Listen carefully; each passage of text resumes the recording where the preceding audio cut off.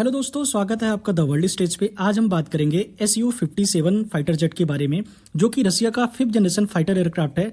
और रिसेंटली रसिया ने भारत को एक काफी ज्यादा अच्छा ऑफर दिया है Su-57 फाइटर जेट को लेकर। इस वीडियो में हम जानेंगे कि क्या भारत को यह फाइटर जेट लेना चाहिए, अगर भारत इसे परचेज करता है तो भारत के सामने क्या प्रॉब्लम्स आ सकती हैं। वीडियो में आगे बढ़ने से पहले मैं आप लोगों से रिक्वेस्ट करूंगा कि प्लीज चैनल को सब्सक्राइब कर लीजिए। मैं ऐसे ही जियोपॉलिटिकल इवेंट्स पे और डिफेंस से रिलेटेड वीडियोस लेके आता रहता हूं। अगर वीडियो अच्छी लगे तो प्लीज इसे लाइक एंड शेयर भी कीजिएगा। चलिए वीडियो में आगे बढ़ते हैं। रूस ने भारत को Su-57 को लेकर एक काफी लुक्रेटिव ऑफर दिया है, जिसमें इन्होंने यह कहा है कि अगर भारत Su-57 फाइटर जेट को खरीदता है तो रूस भारत को लोकल प्रोडक्शन लाइसेंस भी प्रदान करेगा और इसी के साथ इस फाइटर जेट में लगने वाले मिशन कंप्यूटर का सोर्स कोड भी भारत को प्रदान करेगा, जिससे भारत इसमें जो भी अपडेट्स करने हैं उसको कर सकता है। इसमें जिस तरीके के भी वेपन्स को इक्विप करना चाहता है या फिर उनको अपग्रेड करना चाहता है वह भारत खुद से ही कर सकता है। और अगर देखा जाए तो भारत ने पास्ट में भी Su-30 MKI को लेकर इस तरीके के अपग्रेड्स किए हैं। और भारत के जो इंडिजिनसली डेवलप्ड वेपन्स हैं, जिनमें BrahMos, Astra MK1 air to air missile और इन फ्यूचर में BrahMos NG, Astra MK2, Rudram series की जो मिसाइल्स हैं और कई सारी इंडिजिनसली डेवलप्ड जो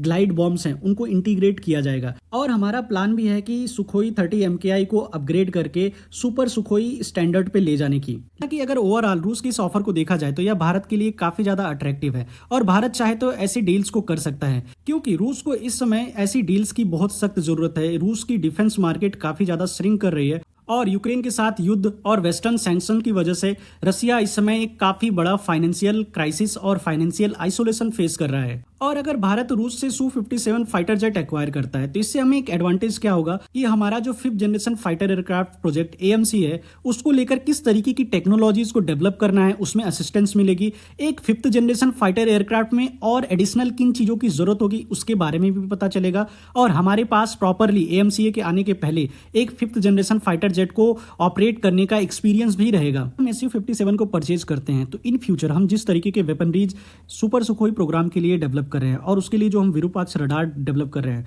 उसको अगर हम इसके साथ इंटीग्रेट करते हैं तो Su-57 एक अलग ही लेवल का बीस्ट होगा। और इसके पास जो कैपेबिलिटीज होंगी, जो इसकी सुपर मैन्यूवरेबिलिटी की कैपेबिलिटी है और उसके साथ जो एक एडवांस वेपनरी इसके साथ लगेगी, जिससे यह फाइटर जेट वर्तमान की जो कॉन्फ़िगरेशन है उससे भी कहीं ज्यादा एडवांस हो जाएगी इन फ्यूचर।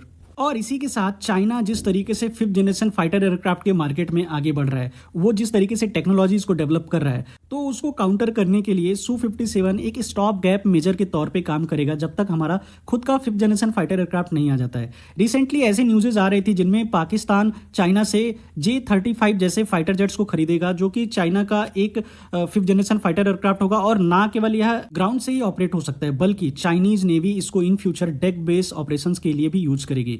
तो इसलिए बहुत ही इंपॉर्टेंट हो जाता है कि हम अपने 5th जनरेशन फाइटर एयरक्राफ्ट को बहुत जल्दी आगे बढ़ाएं। और अगर हमें लगता है कि इस तरीके की टेक्नोलॉजी हमें उससे पहले भी चाहिए तो हम Su-57 जैसे फाइटर एयरक्राफ्ट को as a stop gap measure के तौर पे भी खरीद सकते हैं। लेकिन रसिया से 5th जनरेशन फाइटर जेट खरीदना इतना आसान नहीं होगा, क्योंकि यूएस के जो फाइनेंस सेक्रेटरी हैं रिसेंटली उन्होंने यह कहा था कि भारत जब रूस के साथ कोई डिफेंस डील करता है तो उससे यूएस को काफी ज्यादा हर्ट होता है। इसके अलावा दुनिया भर में सबसे ज्यादा सैंक्शन किसी कंट्री पे लगे हुए हैं वह रूस के ऊपर लगे हुए हैं। अगर हम ये फाइटर जेट्स परचेज भी कर लेते हैं तो हम इसको पेमेंट किस तरीके से करेंगे इसके बारे में अभी कोई प्रॉपर मैकेनिज्म डेवलप नहीं हुआ है। और इसी के साथ भारत का जो 5th generation fighter jet program है AMCA, उस पर भी काफी ज्यादा तेजी से काम चल रहा है और रिसेंटली डिफेंस मिनिस्ट्री ने इसको अप्रूवल भी दे दिया है। हालांकि स्टॉप गैप मेजर्स पे हम चाहे तो कुछ फाइटर जेट्स परचेज कर सकते हैं, लेकिन इसका इंपैक्ट भारत और यूएस के रिलेशन पे किस तरीके से होगा यह देखने लायक होगा। और अगर इंडिया ऐसी डील फिर से रूस के साथ करता है तो क्या अमेरिका फिर से भारत को काटसा एक्ट से वेवर प्रदान करेगा? तो दोस्तों, ये थे मेरे ओपिनियंस। आप भी अपने ओपिनियंस कमेंट करके जरूर बताइएगा कि क्या भारत को स्टॉप गैप मेजर के तौर पे Su-57 लेना चाहिए या फिर हमें अमेरिकन F-35 लाइटनिंग की तरफ आगे बढ़ना चाहिए। तो मिलते हैं नेक्स्ट वीडियो में एक नए टॉपिक के साथ। तब तक के लिए जय हिंद, वंदे मातरम।